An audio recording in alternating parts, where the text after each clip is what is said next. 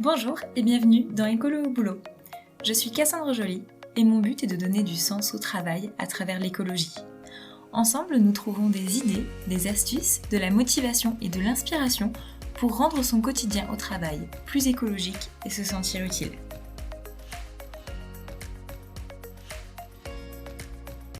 Le numérique responsable, on en entend de plus en plus parler, mais sans forcément savoir ce que ça recouvre et ce qu'on peut faire en entreprise, à part trier ses mails. Contrairement à certaines idées reçues, c'est aussi très loin d'être juste un truc d'informaticien. Aucun terme trop technique ne sera cité dans cet épisode, c'est garanti. Donc pour parler de ce sujet, on a le plaisir d'avoir Clément avec nous aujourd'hui. Je suis doublement ravie parce que déjà il est expert de ce sujet du numérique responsable, c'est même son métier, et aussi parce qu'il a une autre casquette très intéressante qui est celle d'ambassadeur RSE dans son entreprise. Et c'est un sujet dont on va aussi parler pour voir comment s'organise cette fonction et s'inspirer des actions que Clément a déjà menées avec ses collègues. Dans cet épisode, vous allez avoir plein de conseils pratico-pratiques sur le numérique responsable, du retour d'expérience sur comment mobiliser ses collègues en interne sur les sujets écologie, et même un beau cadeau de Clément, plein de ressources pour approfondir vos connaissances et agir sur le numérique responsable. On vous en parle en fin d'épisode. Je ne vous laisse pas attendre plus longtemps, c'est parti pour l'échange. Bonjour Clément et bienvenue dans Écolo au boulot. Merci, bonjour Cassandre, bonjour à tous. Alors on a plein de sujets à aborder avec toi, autant carrière que numérique responsable. Ma première question pour qu'on apprenne un peu à te connaître, c'est pourquoi est-ce que tu t'engages dans l'environnement? Comment est-ce que ça a commencé en fait pour toi? Est-ce qu'il y a eu un déclic? Est-ce que ça s'est fait dans le temps long ou un peu du jour au lendemain? Comment est-ce que ton engagement il s'est développé au fil du temps? Si on part du début, je veux dire qu'il y avait un terrain quand même, hein, donc je viens d'une famille plutôt modeste, avec une maman très économe, qui récupérait l'eau, qui faisait attention à l'énergie. Elle a fini adjointe, au maire, à l'environnement, et un père, très bricoleur, qui tenait son magasin de bricolage, donc il était adepte du faire soi-même. Donc j'ai grandi un peu sur cette base-là. Je me suis toujours déplacé à vélo ou en métro quand j'étais à Paris. J'ai arrêté la viande il y a une dizaine d'années. Après il y a eu les enfants, on a dû acheter une voiture, donc on a choisi une GPL, une petite Sandero, pour 4, qu'on a toujours, 10 ans après.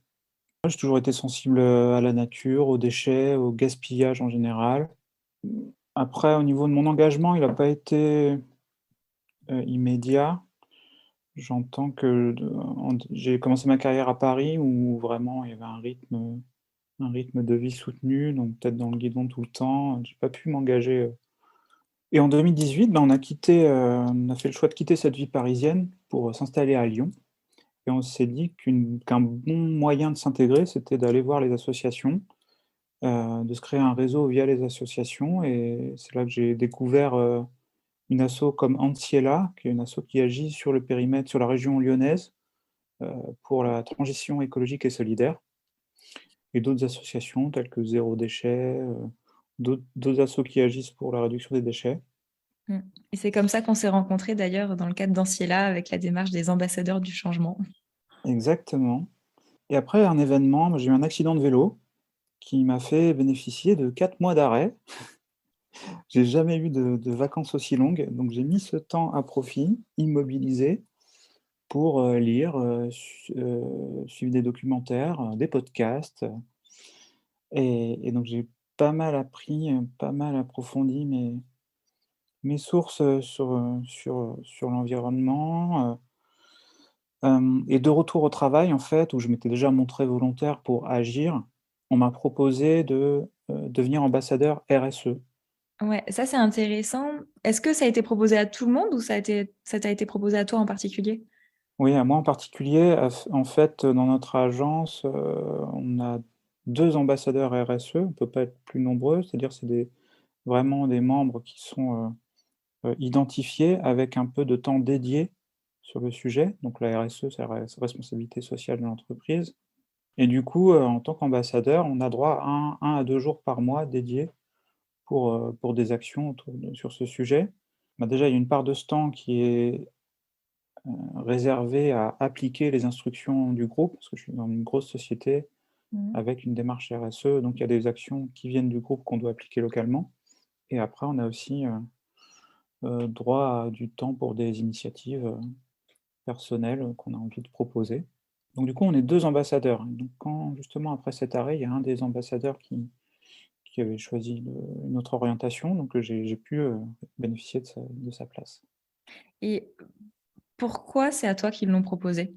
Bah, je m'étais déjà montré intéressé auprès des ambassadeurs en place quand j'ai rejoint l'agence de Lyon. Et donc, du coup, le jour où la personne, est partie, elle a pensé à moi et c'est Mmh. comme ça que s'est fait le relais. Ouais, tu levé la main, tu allé te Ah oui, renseigner. oui, oui, Ouais, oui, OK. j'étais vraiment moteur pour ça, donc et puis donc j'ai eu un entretien avec la responsable, c'est très bien passé, on était sur la même longueur d'onde, donc ça s'est fait comme ça, voilà. Et par rapport à ton travail, le fait de te libérer 1-2 jours par mois avec ton manager, ça va pas poser souci à un moment? Non, ça va, bah, je suis à un poste où, avec des responsabilités qui fait que je gère un peu moi-même mon temps. Ouais. Donc c'est voilà, j'ai cet avantage-là. J'ai bien conscience que c'est pas possible pour tous, En tout cas, il y a pas eu de blocage à ce niveau-là, de ce fait-là? non, non, non. C'est vrai que pour d'autres membres, qui il y a d'autres profils qui ont besoin de produire, c'est difficile de dégager du temps, mais moi, j'avais pas ce problème-là, ouais. Mmh. OK. Donc tu es ambassadeur RSE et là, ben, tu peux dédier du temps à mener des projets. J'aimerais bien que tu nous parles des projets que tu as lancés, des initiatives que tu as pu lancer au travail, peut-être les premières. Est-ce que voilà, ça a été facile de reprendre un peu ce qui avait été fait? Est-ce que tu as voulu innover, partir sur d'autres sujets? Alors effectivement, déjà, c'est effectivement c'est sur dans le cadre professionnel que moi je souhaite agir aujourd'hui, donc sur les projets, bah, j'ai pris la suite effectivement des projets qui avaient déjà été lancés. Bah, autour de la RSE, on avait des obligations, des demandes du groupe, déjà pour, mettre en place le tri sélectif, supprimer les gobelets, ce genre de choses, favoriser la mobilité, via le vélo, la mobilité douce en organisant des ateliers, révision vélo, ce genre de choses. Donc il y avait déjà des actions qui étaient dans les tuyaux, donc on a pris la suite de ça. Toi, est-ce que quand tu es arrivé, tu avais une volonté particulière ou tu étais en mode, «Je vais découvrir, je vais voir ce qu'on peut faire»? Bah, la volonté que j'avais, c'était globalement d'agir pour, faire changer les choses de l'intérieur. Mmh mh.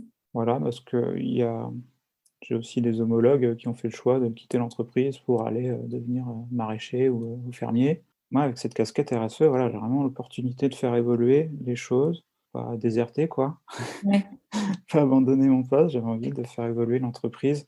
Donc je j'avais pas spécialement d'idée précise sur quoi. ouais. Pour les projets, pour lancer les projets, il faut savoir on est organisé du coup en réseau d'ambassadeurs, donc il y a plusieurs agences, on a plusieurs agences en France et il y a des ambassadeurs sur chaque réseau.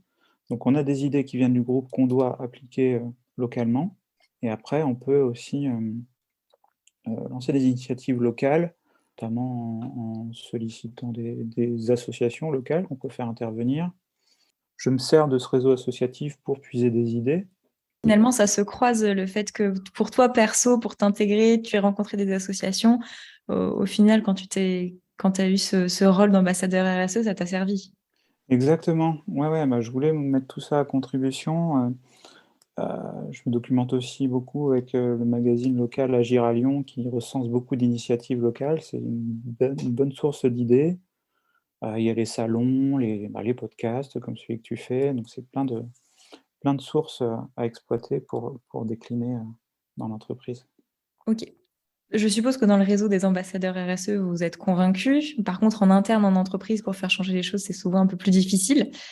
Comment est-ce que tu fais ou est-ce que comment vous faites dans le réseau d'ambassadeurs pour, convaincre, en fait, les autres des projets que vous voulez mener? Essayer de faire, changer les personnes pour adopter les bons gestes? Il y a un peu deux cas d'usage d'ailleurs souvent. Il y a, ce qu'on peut faire, un peu les actions ponctuelles, disons une fois que c'est fait, c'est fait et puis il y a tout ce qu'on qualifie d'éco-gestes un petit peu. qui sont des actions qu'il faut renouveler au quotidien. Voilà, dans ces deux cas-là, est-ce que tu as des exemples d'actions que vous avez menées et est-ce que tu as voilà, des conseils sur comment s'y prendre pour convaincre? Ben, pour convaincre, déjà, pour moi, le rôle d'ambassadeur, c'est montrer l'exemple. Faites ce que je dis, pas ce que je fais, ça peut pas marcher, il faut être cohérent. Donc moi, j'ai pour volonté de montrer l'exemple, en venant en vélo, en triant mes déchets, en appliquant des éco-gestes sur les usages du numérique, donc voilà, c'est en montrant l'exemple, je pense qu'on sème des graines dans la tête des autres. Mm. Ils se disent: «Ah oui, c'est vrai, j'ai vu, lui, il faisait ça», et puis ça peut amener de la discussion aussi. Et ensuite, pour engager, pour être plus efficace, j'ai monté une communauté au sein de mon agence pour mobiliser des membres qui sont volontaires, qui sont intéressés par ce sujet. Donc toutes les 2 semaines, on a un point d'échange, j'en ai eu un ce matin. Toutes les 2 semaines, on a un point d'échange pour, partager l'actualité, des actions qui sont faites, et puis échanger sur des idées, aussi demander des avis sur ce qui est fait, ce qu'on pourrait améliorer. Donc là, c'est des membres qui sont volontaires, qui ont pas de temps dédié pour le coup Et et vu on qu'ils n'ont prend pas de un temps ouais. dédié, comment vous faites pour organiser ça? Vous le faites sur les pauses café, des choses comme ça? Alors là, c'est un créneau régulier que j'ai placé en tout début de journée, donc c'est 8h45, 9h30, avant qu'ils commencent leur journée et voilà, en général une dizaine à échanger à ce moment-là. Et cette communauté, comment tu l'as créée à la base? Comment tu as fait pour communiquer auprès de tes collègues en disant allez, rejoignez la communauté, Ouais, c'est au fil, j'ai envie de dire, au fil des actions qu'on mène, qu'on rencontre des personnes, on reçoit des retours: «Ah, c'était bien cette action», donc là, on se dit: «Ah, toi, tu es sensible au sujet, ça te dit de rejoindre la communauté». Hem, la RSE, on en parle régulièrement dans plein d'instances, des comités, des événements aussi, plus fun, où on partage l'actualité de l'agence, donc c'est aussi l'occasion à chaque fois de rappeler l'existence de cette communauté et voilà, au fil des événements, il y a des personnes qui se manifestent et qui rejoignent le groupe. Mmh. Ouais, donc pour toi, et mener des projets, des expériences même, sur un petit format, c'est utile au moins pour, capter l'intérêt des personnes? Ouais, ouais, c'est vraiment utile. Je pense que c'est vraiment comme ça qu'on peut capter, même lancer des petites actions qui sont pas très coûteuses en temps comme, des collectes. Ça, c'est Ouais. facile à faire. On a fait des collectes de smartphones pour qu'ils soient, réutilisés. On a fait des collectes de lunettes. On a collecté des centaines de lunettes, qui partent en Afrique, c'est facile à faire. On a mis une urne Mmh. où, chacun pouvait vider ses tiroirs. On a collecté des livres qu'on a remis à des écoles en zone prioritaire. Voilà, c'est des objets que tout le monde a chez soi et qui peuvent rendre service.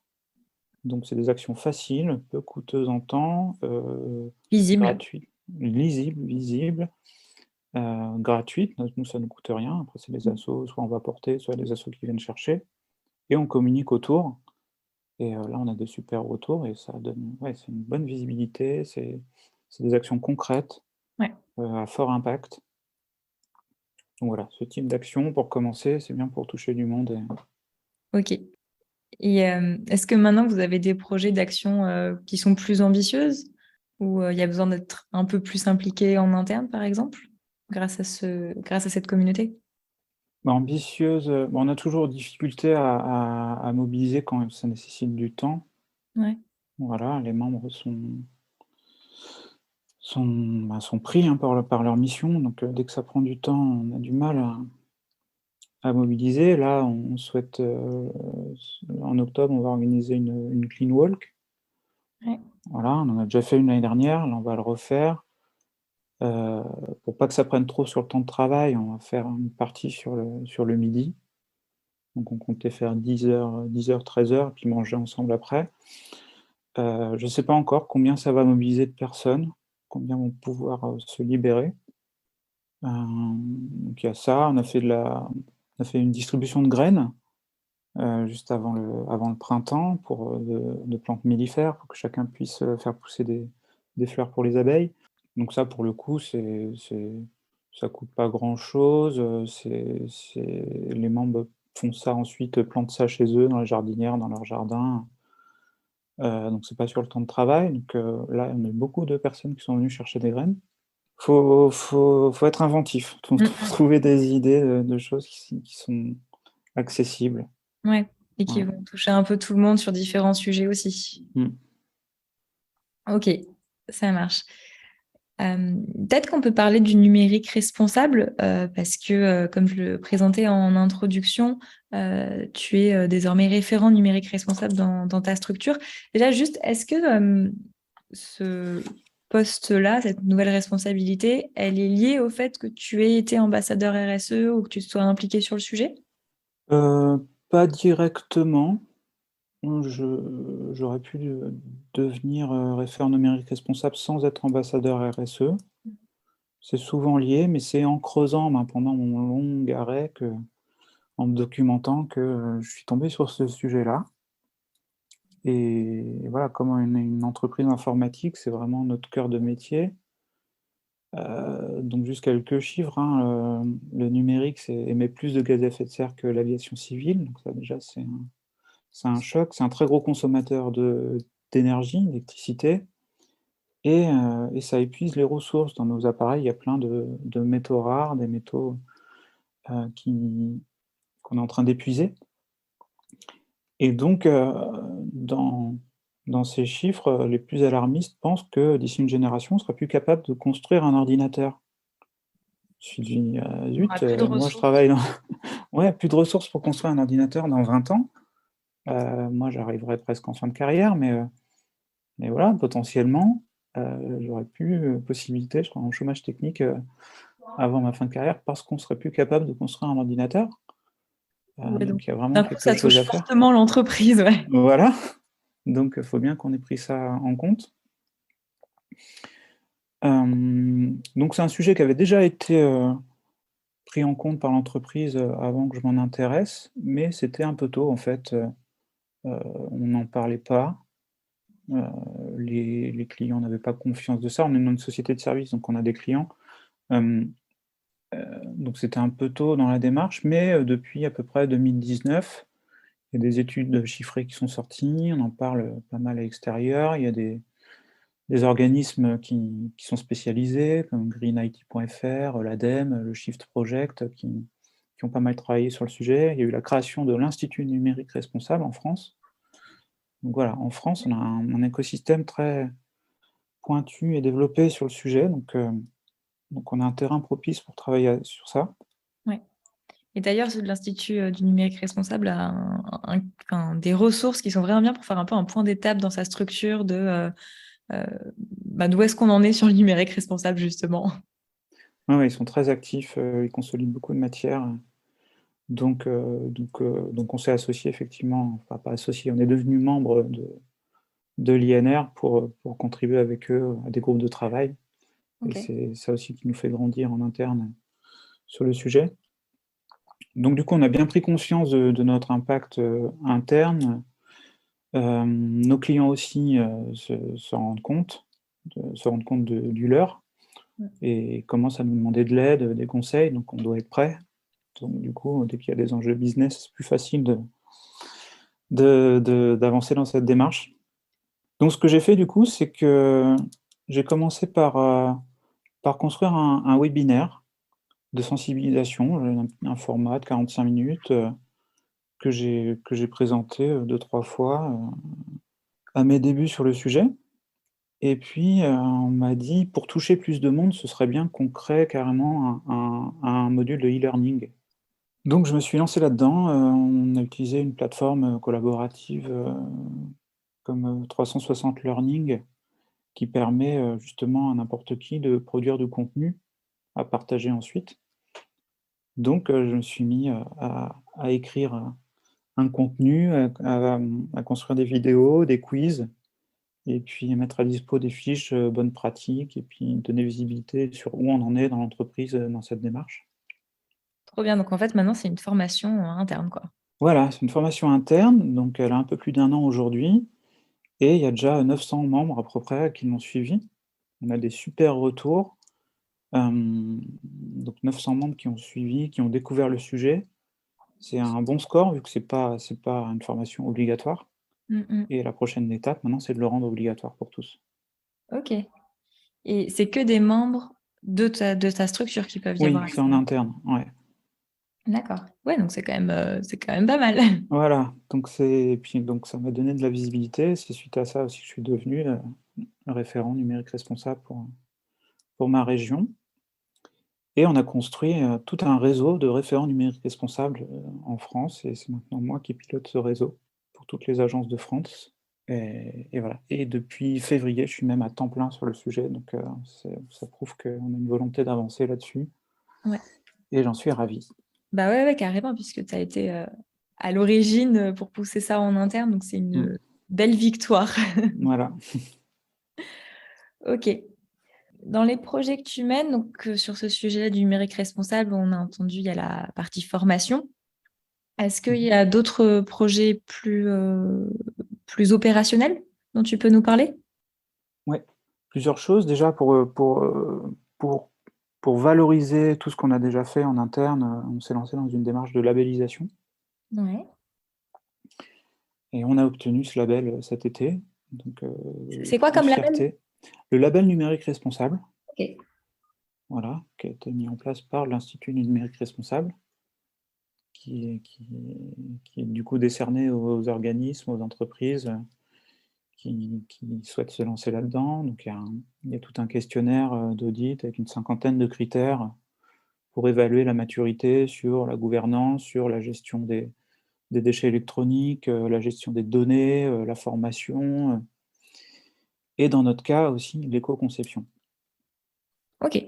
Voilà, comme on est une société de services qui produit, des services numériques, on a aussi un enjeu sur l'éco-conception. Donc il y avait ce label, c'est pas juste une médaille, hein, c'est vraiment comme il y a eu un audit avec plein de critères, ça nous a permis de voir, où on était bon, où on était moins bon. Et dans le process de labellisation, il y a un plan d'action sur lequel on s'engage dans les 2 prochaines années.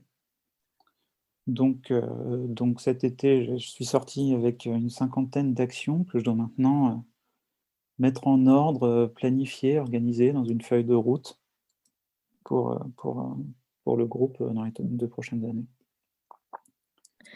Ok, donc Donc voilà, c'est très opérationnel, ouais. ouais, bah, bien sûr. Pour les personnes qui connaissent pas très bien ce qu'il faut faire en termes de numérique responsable, imaginons je suis dans une entreprise où on s'est jamais posé la question.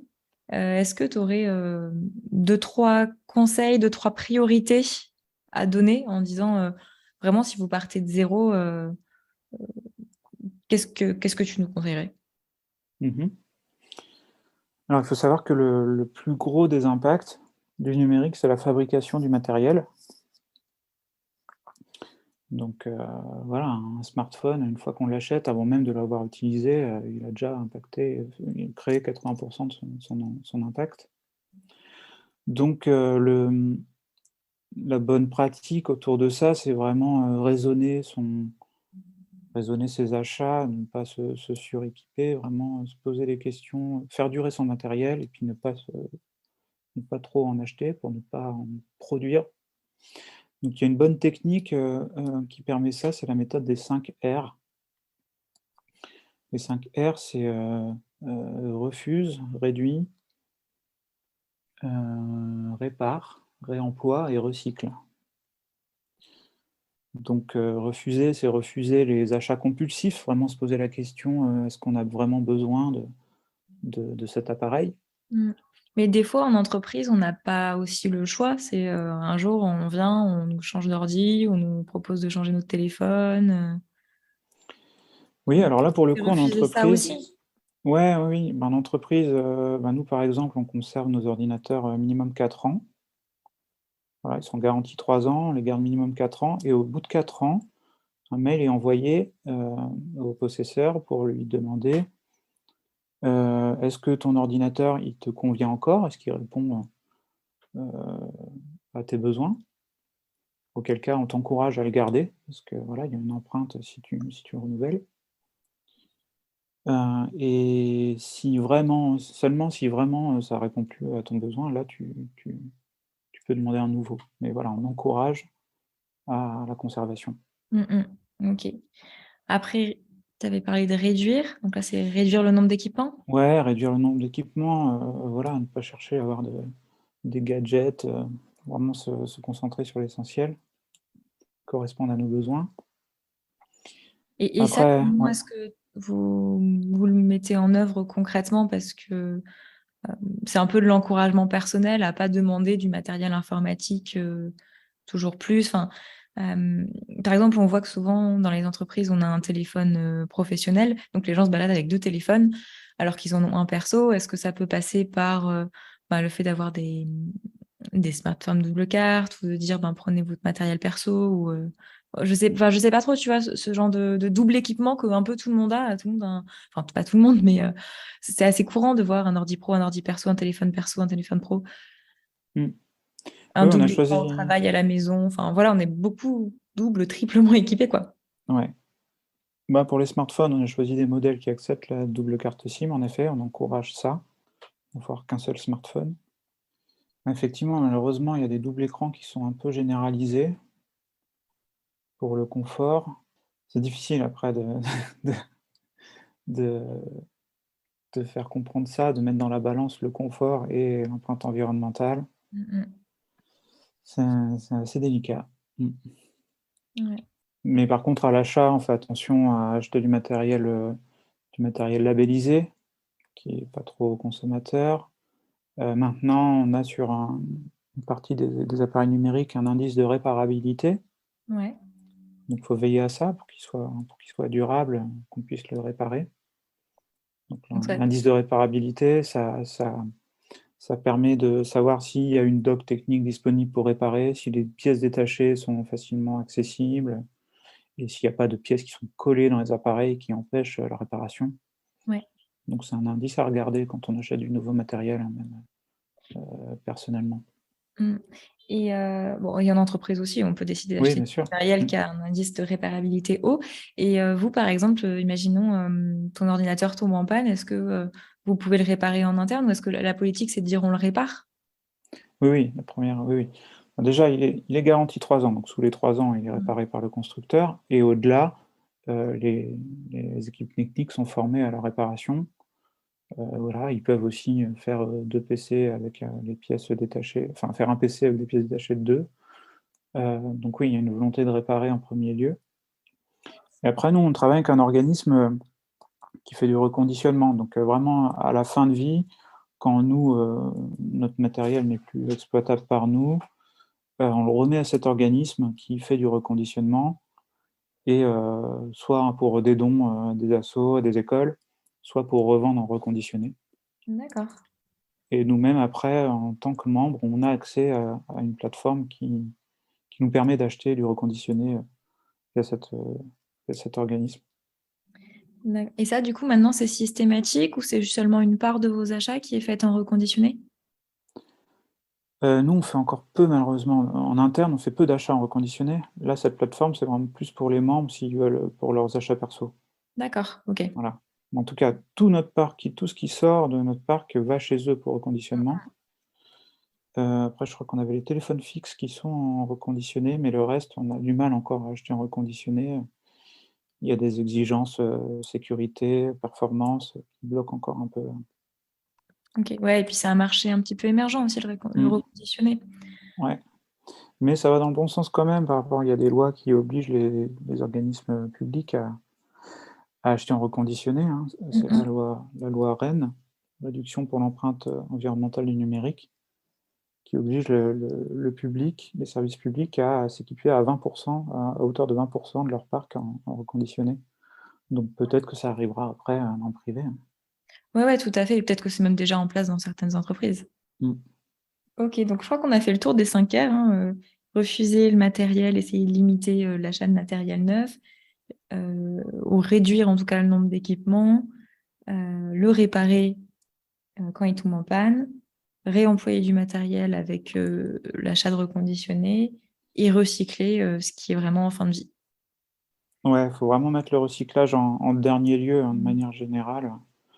Le meilleur déchet, c'est celui qu'on ne produit pas, donc il faut vraiment d'abord limiter les achats et malheureusement le recyclage, il est pas performant dans un smartphone, dans un ordinateur. Il y a des matériaux qui sont agrégés en très petite quantité, qui est très difficile de recycler. C'est comme si on nous demandait d'aller extraire la pincée de sel qu'il y a dans une baguette de pain. Mm. C'est compliqué. Ouais. Donc voilà, l'économie circulaire sur le numérique, c'est pas encore top.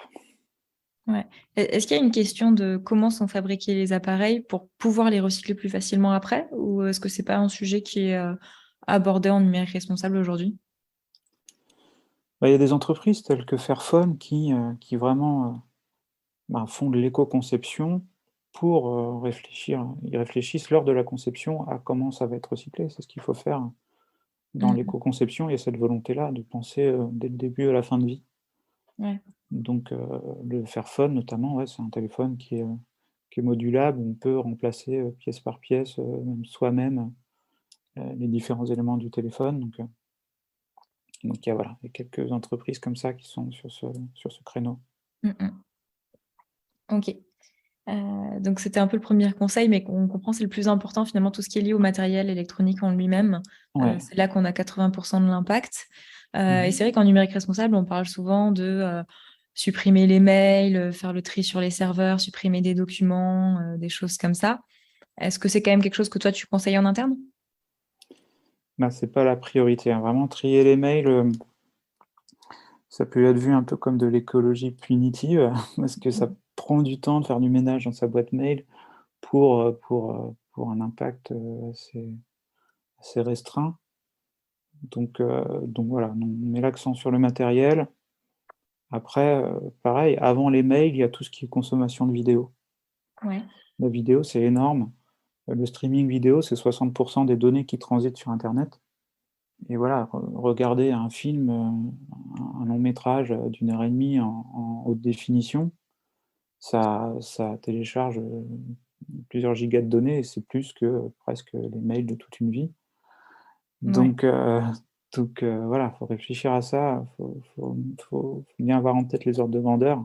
Tout à fait, ouais, c'est Pour, vrai que ceux-là, on les a pas, hein. voilà.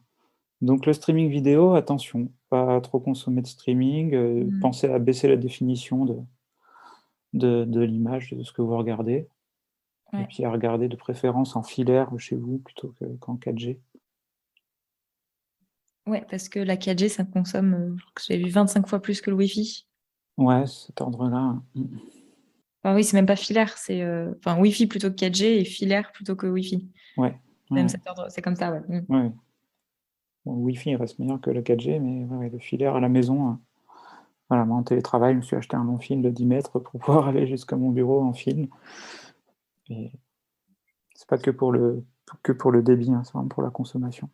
D'accord, ouais, ouais. Bah, c'est des bons gestes à connaître et merci pour ces ordres de grandeur. Parce Mm. que c'est vrai qu'on a tendance à se focaliser peut-être que sur ce qui n'est pas assez important. Ouais. Qu'est-ce qui te paraît difficile dans le numérique responsable à faire adopter au travail? C'est quoi, toi, tes difficultés pour mettre en place ton plan d'action, par exemple? Déjà, la première chose, c'est vraiment former, faire prendre conscience. Il y a plein de choses qui sont faites par méconnaissance. Mm, mm. C'est pas volontaire, on ne pollue pas volontairement, donc c'est par manque d'infos. Donc faut arriver à toucher largement tout le monde pour que chacun intègre les enjeux et les conséquences des usages. Donc voilà, c'est de trouver le moyen de toucher tout le monde Mm. pour que chacun ait conscience de ça. Euh, Pour la peine, la formation que tu fais et qui serait potentiellement un jour obligatoire, elle va complètement remplir ce rôle-là. c'est ça, bah oui, oui, c'est pour répondre à cet enjeu-là qu'on veut le rendre obligatoire, hein. Donc ouais, première difficulté, arriver à toucher tout le monde, que tout le monde ait pris conscience de ça. Ensuite, c'est pas parce qu'on en a conscience qu'après on passe à l'action, malheureusement. Ouais. Il y a des habitudes à casser. On est nombreux à être accros, à ces petites bêtes-là, ces appareils, ces écrans. Surtout quand on travaille dans le secteur, peut-être. Voilà aussi, donc voilà. Donc moi-même je ne suis pas parfait en la matière. Est-ce que tu as déjà essayé des choses pour essayer de casser les habitudes ou d'en proposer de nouvelles je sais pas, via des challenges ou via des actions très précises ou de la communication ciblée? Bon, il y a des petits messages qui sont passés, en montrant l'exemple. Normalement, par exemple, quand on est en visio, ben, dire aux gens: «Est-ce qu'on peut couper la caméra?» Ça aura moins d'impact. Hem, Petit challenge, on a déjà participé au Cyber World Cleanup Day, qui est un événement international pour faire du ménage dans les données, sur les serveurs, sur les boîtes mail aussi, sur les SharePoint et tout ça. Donc ça, c'est un challenge qui permet de mettre un pied dans le numérique responsable. Et c'est un challenge qui est hyper bien fait quand on s'inscrit. Je trouve c'est vraiment clé en main. On a tout ce qu'il faut pour Mmh. communiquer, pour mettre en place. Enfin, il est hyper bien fait pour les référents. Yes. Donc le prochain sera vers le 18 mars, je 18 crois, mars, ouais, 2022. Voilà. 2023. 23. 23, oui, pardon. Et ils l'ont renommé en Digital Cleanup. Ouais. Voilà, ce genre de challenge. Mmh, si, il y a celui que j'avais bien aimé, Ma petite planète, Ouais. qui était pas que numérique responsable, mais voilà, c'était vraiment une bonne expérience pour se challenger, en équipe, pour agir individuellement, donc sur plein de piliers, sur l'environnement, la consommation d'énergie, la consommation d'eau, la réduction des déchets, il y avait un aspect numérique responsable. Donc ça, Mm. j'ai trouvé ça très bien pour Ouais, se sensibiliser et pour passer à l'action. Moi, mm. depuis ça, j'ai adopté la chicorée. Je Non, mais n'importe plus de café. nous aussi, on a fait la semaine sans café. Voilà. Voilà, et ma petite planète que j'ai interviewée il y a 2 épisodes juste avant. Vous pouvez le retrouver facilement si vous voulez en savoir plus. Je conseille.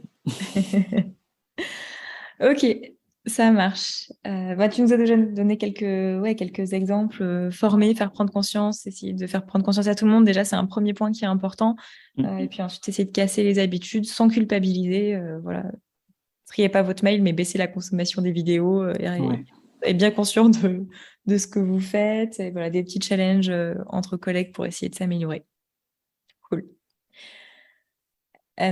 J'avais une question un peu plus long terme, un peu plus ta vision, toi, du futur, parce que tu nous as dit, ça se trouve, dans une décennie, d'ici une génération, il y aura plus de ressources suffisantes pour construire des ordinateurs.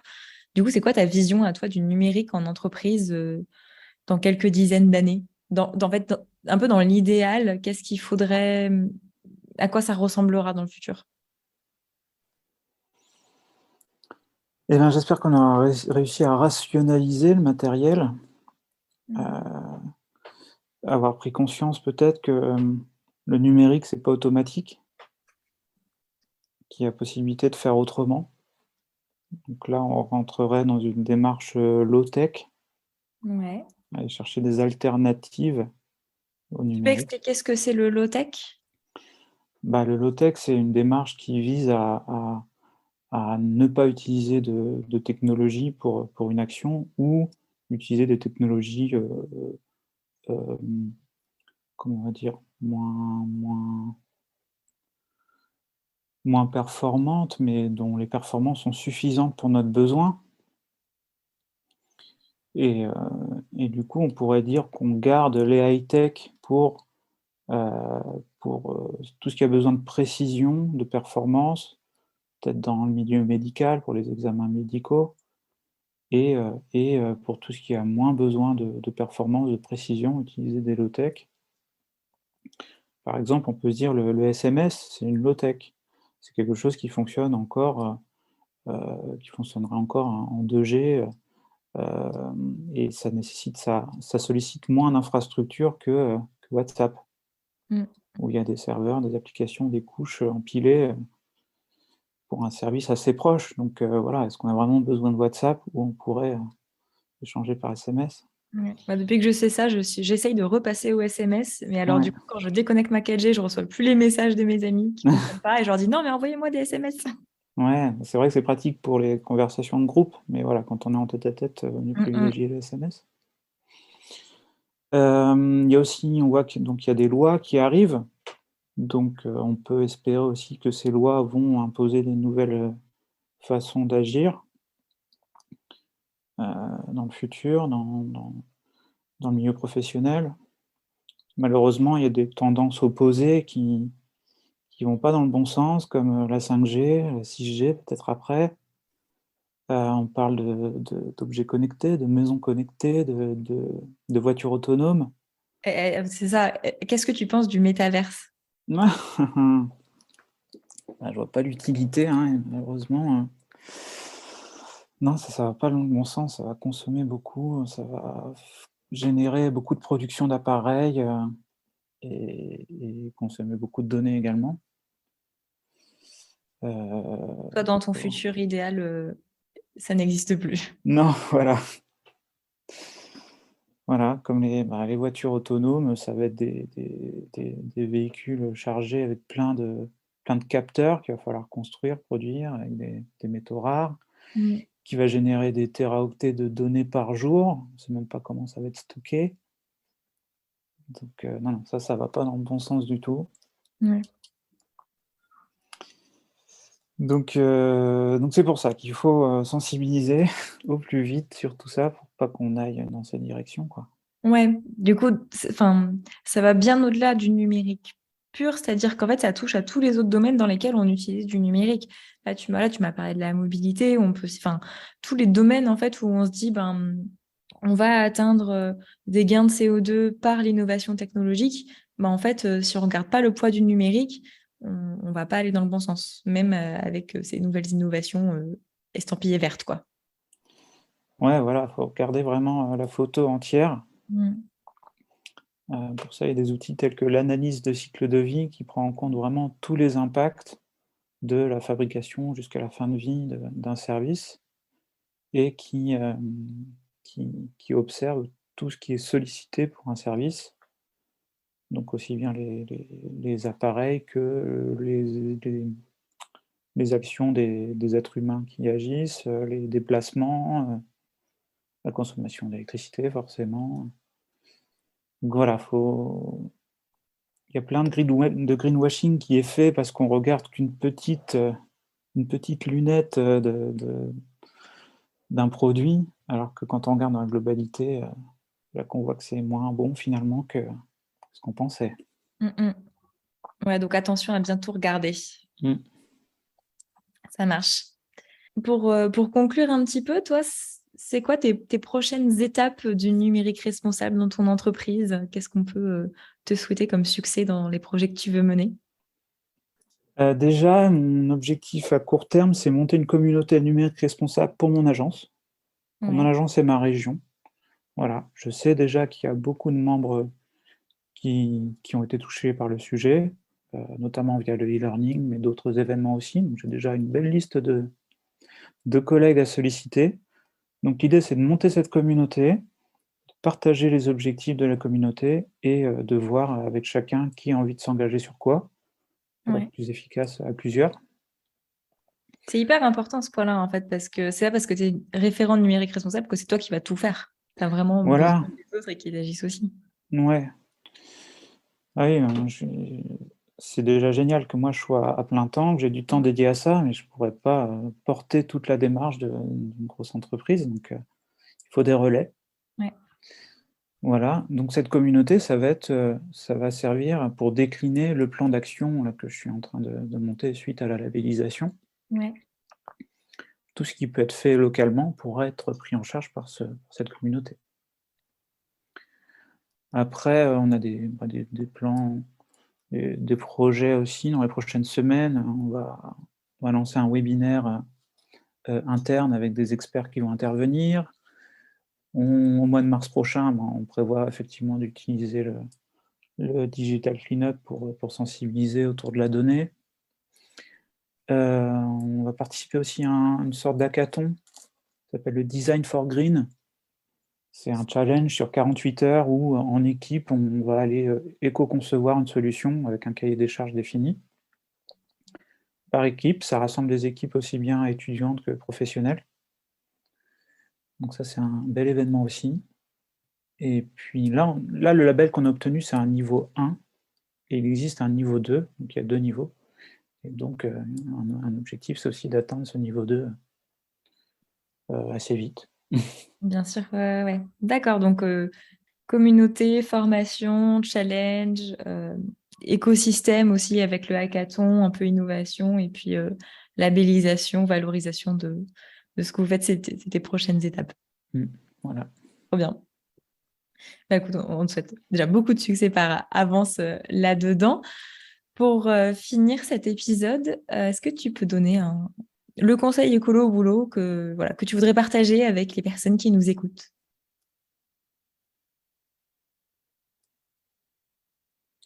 Se former, s'informer. Ouais. Pour prendre conscience de tout ça, faut s'intéresser au sujet. Donc peut-être on pourra peut-être mettre des liens à la fin du podcast avec Ouais. des ressources.